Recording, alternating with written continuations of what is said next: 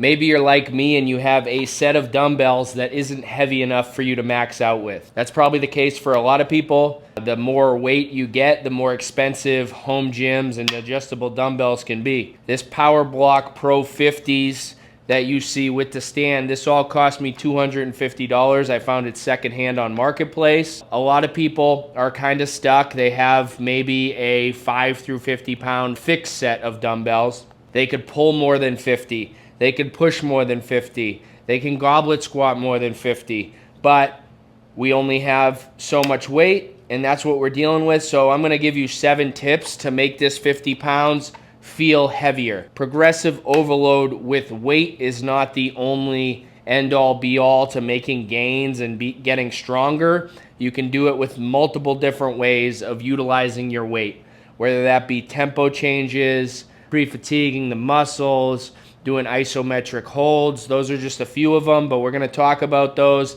and how I've been kind of incorporating that to get the most gains out of this 50-pound pair of adjustable dumbbells. You got your light pair of dumbbells, you want to make some gains, you want to make these feel a lot more difficult than maybe you have in the past.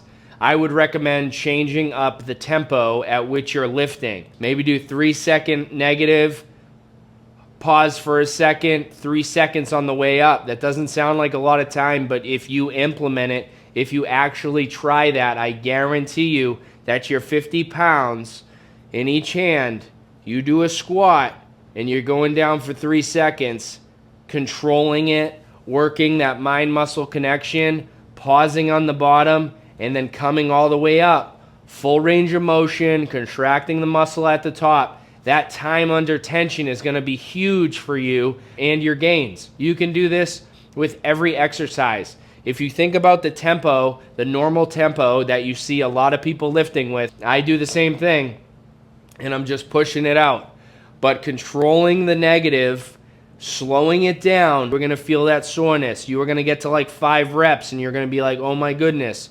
You're not going to think at first that this is an intense way of working out, but I assure you, if you're doing it right, you're doing it with purpose, it is extremely intense. For squatting, this is a major muscle group here, so you need a lot of weight or a taxing way of utilizing the weight, which I found with tempo training. So nice and slow, 3 seconds on the way down, pause it, 3 seconds on the way up. That time under tension, I mean, I'm not no scientist or anything. It's not just progressive overload with weight. That is probably the easiest and most talked about way of making gains or whatever the case may be. But if you want to get strong, you want to remain strong, and you want to make your 50-pound dumbbells work for you, try implementing this tempo changes and see how it works.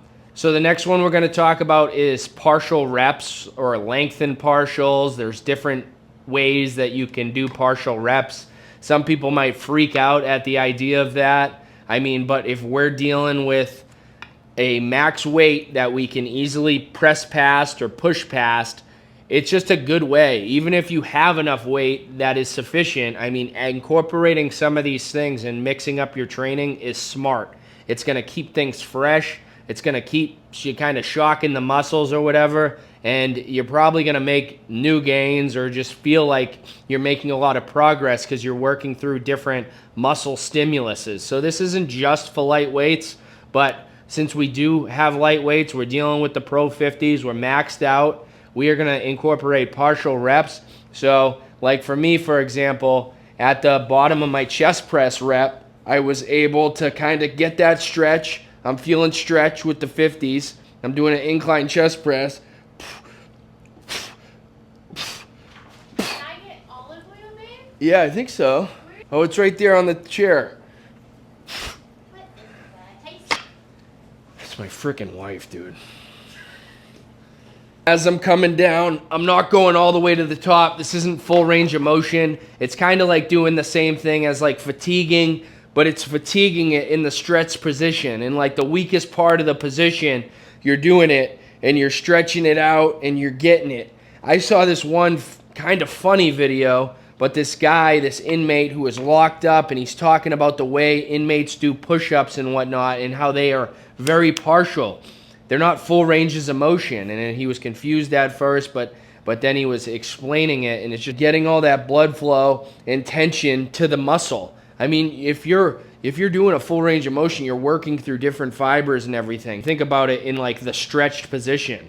They say like that adds a lot of hypertrophy when you're kind of working in the stretched position like that. Scientists, I mean, gym bros or whatever. But it's worth trying, right? All this doesn't have to be factual. Whatever's working for you should work, and you should implement some of this stuff. Maybe start with some partials or end with some partials. You can do lengthened partials, or even like contraction part of the movement. You can even do partial reps that way. What's to stop you from doing that? Absolutely nothing. Somebody might say something online or whatever about this video, about me doing partial reps or whatever. Who cares? Do it anyway. Mix up your training. That might be a plateau that you have or something. It's like somebody who utilizes a block on their chest when they're doing heavy bench press. That's a sticking point for them, so they're going to push past it with the block. I think that's what that's for anyway. Partial reps in general could help if you're dealing with some lighter dumbbells than you can maybe handle. Pre-fatiguing the muscles can be a great way to make your 50 pounds or your max weight that you have feel a lot heavier. Say, for example, we are doing shoulder press with these dumbbells. A way to pre-fatigue the shoulders would be to maybe do a lateral raise. Light dumbbells, do a lot of the isolation style movements. Some people may tell you that do your progressive overloads, your heavy lifts, your compound lifts at the beginning of your workout. That way you're fresh and everything like that. But at the same time, when we're dealing with a max weight that we can probably push past, try doing it the opposite. Front loading your isolation exercises, pre-fatiguing the shoulder muscles. That way you're going to build up that muscular endurance. You're going to be able to hit those higher reps or whatever the case may be. Your shoulders are going to be fatigued. They're going to be taxed. You had already fatigued the muscles, and now you're hitting them with a big compound movement. We talked about tempo and kind of stopping at the bottom for 1 second, going up for 3 seconds. Now I'm going to talk about isometric holds. Let's make the weight that we have more difficult. So if we're doing split squats or something, we hold it in the bottom position 10, 15, 20, 30 seconds maybe. It's going to be hard. You start with that and then rep it out and do your reps. I mean, you're going to get all that metabolic stress or whatever it is implementing into this movement, and you're recruiting all of these balance things going off and firing and all these different stabilizers. You can do this with so many different exercises.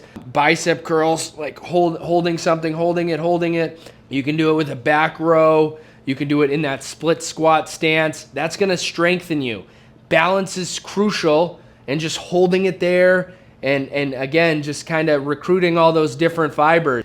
If you've ever been forced to do like a wall sit or something like that, it taxes you in a weird way, and it kind of like challenges you mentally as much as it does like physically. So incorporating those isometric holds can be extremely beneficial. It can make you extremely strong, translatable to the real world, I guess. If you have to like hold something up over your head, you're holding something for a long time, you're holding freaking a 25-pound child, you know. So it's not talked about enough or done enough, but a couple of the good YouTubers who I do follow have spoken highly about isometric holds. And again, we're incorporating this thing. This isn't the end-all be-all. These are just tips and things to consider, things to challenge the weight that you have to work with. Let's freaking hold something here for a second.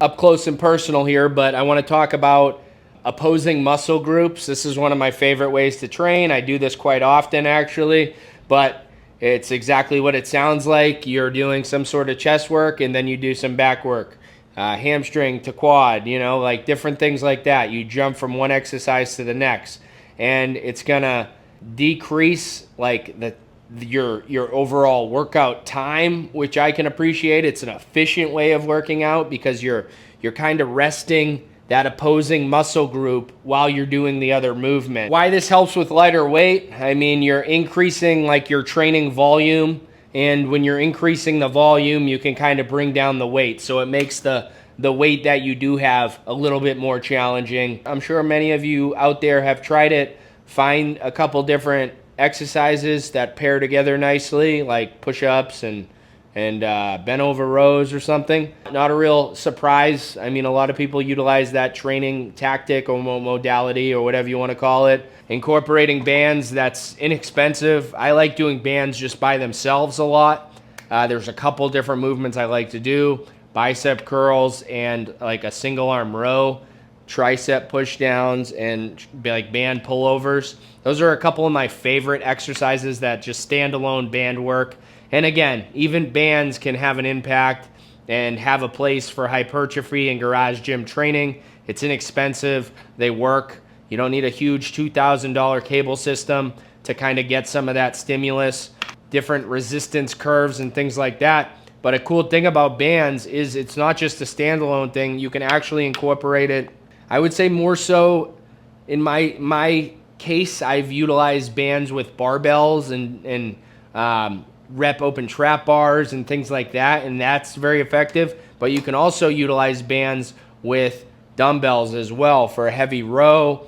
Bicep curls, you can stand on it, do bicep curls. You can stand on it, kind of wrap it through the handle here and do some bent over rows or different deadlift, more challenging. So there's definitely ways to incorporate bands to kind of challenge you and add a little bit more resistance and a different type of resistance to your dumbbells. It kind of works in the contracted position or just like the more you pull away from that band. So different sized bands might help in this situation. You can even kind of hook it up so it's pulling you a little bit this way and you're trying to pull against it. So it's like different planes of motion that you're kind of pulling through and working stabilizers. So bands are extremely versatile. I like them. I have kind of one that I go to in my garage, but I do want to incorporate more and just figure out different ways to use different sized bands. Never really been like the huge big three for me. It's never really been like huge weights anyway. I've been drawn to more hypertrophy style training, and research has shown, and what's worked best for me, it's kept me very healthy, just kind of high repetition training. You could even go as high as 25, 30 reps. You can do as many reps as you want, especially when I'm dealing with a lighter pair of dumbbells. If I can do 12 to 15 kind of solid reps, maybe not ideal for some serious hardcore gym bro guys, but for a lot of people, just a moderate amount of weight. You're going to be working in kind of the higher rep ranges, that 8 to 15 rep range. And the lighter weights are going to be like kind of the majority of your lifts. So don't get too hung up on like, I need these hundreds, these dumbbell hundreds when you got the 80s or whatever the case may be. There's just so many examples. And I fall into this trap quite a bit. I'm getting some heavier dumbbells in the gym for reviews, some Ironmaster to go head to head against these PowerBlocks. So I'm excited for that, to start throwing around a little bit heavier dumbbells. At the same time, you can get away with a lighter pair of dumbbells just by implementing this. Incorporate a couple of these tips just to change up your training, to maybe get a new stimulus, to get some new freaking fire in the gym. I'm excited for the future because I have a couple things en route to review, some newer products. I want to get kind of some reviews going, but I still want to give value. So this was kind of like a value thing for me to do, and some tips and tricks that I've found that helped me in my garage gym, kind of dealing with a lighter weight. I absolutely love my PowerBlocks. I've had the Sport 50s in the past, and now I have the Pro 50s. I think they're one of the best adjustable dumbbells on the market. Again, I'm excited to pair them against the Ironmaster, to go head-to-head, two very reputable companies. But I'm excited for what the future holds of this channel. Let me know down below if you enjoy this type of content. Give me some recommendations on what you want to see next. This is a growing endeavor. I will continue to do this for as long as I possibly can.